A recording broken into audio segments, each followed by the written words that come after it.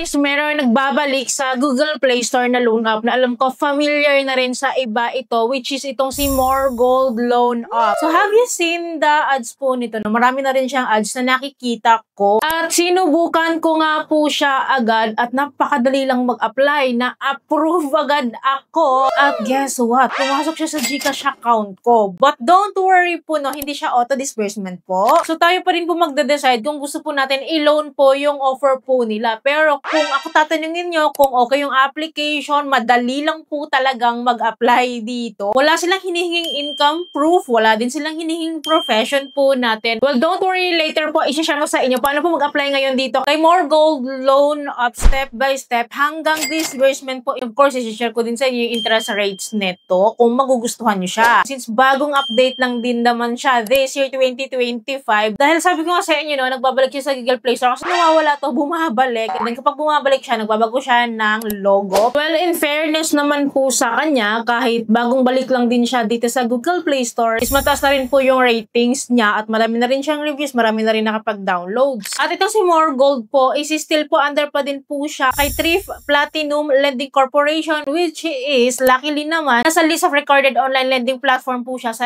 SEC website, kaya masasabi natin kahit paano na siya ay licensed to operate. Pero, tingnan natin, no, yung application natin dito, yung loan offer niya, yung mga interest rates niya, kasi sa experience ko naman, no, legit siya na pumapasok at nakakapangutang talaga. Yun yung isa sa matetestify ko din. Ito pong si More Gold Loan na po is hindi po siya pa 7 days to pay, ha. Well, later on naman po, isi-share ko naman yun sa iyo, yung buong details po niya. Well, sabi niya dito, nagpapautang daw siya ngayon ng up to 20,000 pesos, but doesn't guaranteed to, ha, kasi time to time nagbabago to at hindi rin siya guaranteed sa mga first time borrower po dito. Well, in-install ko po yung app and then here po, I need to agree this notice po niya dito for me to proceed. Kanina po, sabi niya, we can borrow up to 20,000 pesos, but sabi ko nga sa inyo, hindi siya guaranteed. Kasi nga po, kapag first time borrower pa lang po tayo, nakalagay dito naman, ang offer niya is up to 12,000 pesos lang. And hindi ko na siya masyado i-discuss dito, ha, kasi nga wala naman masyadong details dito. Malalaman naman natin yan upon application at upon the loan summary later. So, click lang natin itong instant apply. And then here po, we need to input our mobile phone number na i-register po natin kay More Gold. And then, mag-send po tayo ng verification para i-send sa ating mobile phone number din i-enter po natin dito. And then, right after that po, we need to create a 6-digit password po. 6 numbers po ito and not so secure, guys, kasi kahit isang number lang po, like 1111 is magpuproceed talaga siya. So, hindi siya gano'ng ka-strong. Then, after that po, bumalik siya dito sa dashboard. Then, kiklik ulit natin itong instantly apply. Then, here po, we need to select our gender and then ID type na po agad, including our birthday. Ito nga po pala yung mga IDs po na nire-require po nila. So, pipili lang po tayo ng kahit isa lang po dito. Kapag nakapili po tayo ng ID, lalabas po dyan yung kailangan natin i-fill up or i-input po yung ating ID number, followed by our birthday and then our name, of course. So, after that, next tayo. So, dito po is our personal information naman. So, here guys, basic lang naman, marital status, education, addresses natin, email. Second phone number din po nagre-require sila at meron pa rin po silang pa-social account, which is kailangan po natin i-provide. And for you to have an idea, ito po yung mga social account na nire-require po nila. So, hindi po lahat kailangan ibigay. So, pipilitin na isa dito, either Facebook, Viber, WhatsApp, and Skype. And for me guys, I don't choose Facebook or Viber. I choose WhatsApp or Skype. So, for me to be safe lang din. So, after this one guys, is the work information na. So, here po, wala naman silang nire-require po na occupation or professions po natin. So, fill up pa lang natin ang mga needs nila dito, which is kahit wala tayong company, kailangan pa rin po siyang fill upan. After that, this is followed by the contact information na po. So, nanghihingi po sila ng 3 contact reference po or emergency contacts po. So, mag-i-input lang po tayo dito, which is madali lang naman po kasi nakadirect po siya sa ating phone book list po. Hindi po natin kailangan mag-manually fill up. So, after po providing this one, next tayo, which is the facial recognition na po. Mag-picture lang po tayo dito, mag-selfie lang po tayo dito. This is followed by our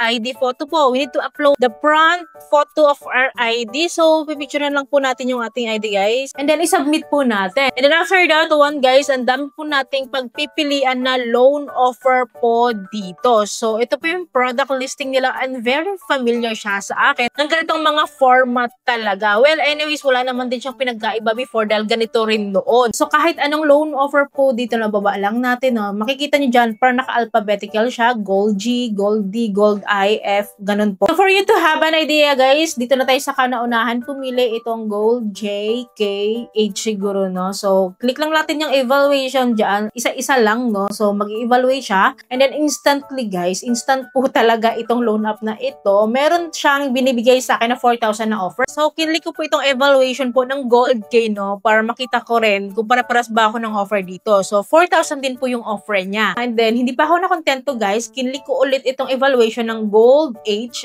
And, ayan, haantay natin konti. And, parehas lang po sila na 4,000 pesos po yung loan offer nila sa akin. So, I think po kung lahat po ito i-click ko, 4,000 lahat ito. So, depende na lang yan kung gaano kadami yung ilo-loan mo dito. Pero ako nga, tinry ko itong isa, which is, ito na po yung hinahanap natin na summary of loan po. So, transparent naman po itong si More Gold, no? Hindi siya auto-disbursement. Sinasabi ko nga sa inyo, tayo pa rin magde-decide kung gusto natin siyang utangan. Well, ito nga po yung loan details niya po. So, meron akong loan offer na 4,000 pesos for 30 days to pay down. Ang amount na ma-receive ko po is 2,800. Hindi po siya buong matatanggap. Kaya pag-isipan nyo po talagang mabuti ito kung gusto nyo po mangutang dito. Kasi at least transparent siya. And ang total fees ko daw, yung ibabawas na daw po nila is 1,200 pesos. Bali lumalabas po na 30% of my loan amount for 30 days to pay is 30% po yung binabawas po nila. And kung makikita nyo nga po dito, yung installment term ko po, nahahati po yung 30 days sa 3 installment po. Every payment ko is within every 10 days. Within 10 days po yung kanyang interval. So at least hindi naman siya pa 7 days to pay agad-agad, no, na kailangan natin siyang bayaran. So umabot naman po siya ng hanggang 1 month to pay. So guys, sinubukan ko siya. So dito sa baba, nag-provide ako ng withdrawal channel, which is, ito po yung mga channel po nila. 4 lang po. GCash, RD Poncha, Paymaya, and GrabPay. I choose GCash po para mabilis ko pong manotice kung papasok po siya sa aking account. And then after that guys, no, kinonfirm ko po yung loan, sinubmit ko po, and then application submitted na po ako dito. And kung makikita niyo po dito, pwede pa po akong mag-loan ulit kahit nakapag-loan na po ako ng isa. Pero antayin ko tong isa, of course, no, na sinubmit ko yung aking loan application. At agad-agad naman po, na-receive ko po talaga sa aking GCash account worth 2,800 pesos. Yun at yun lang po talaga yung marireceive natin. Nagiging transparent lang talaga si More Gold. It is what it is. 2,800 lang daw yung amount na marireceive natin. 2,800 lang din po yung na-receive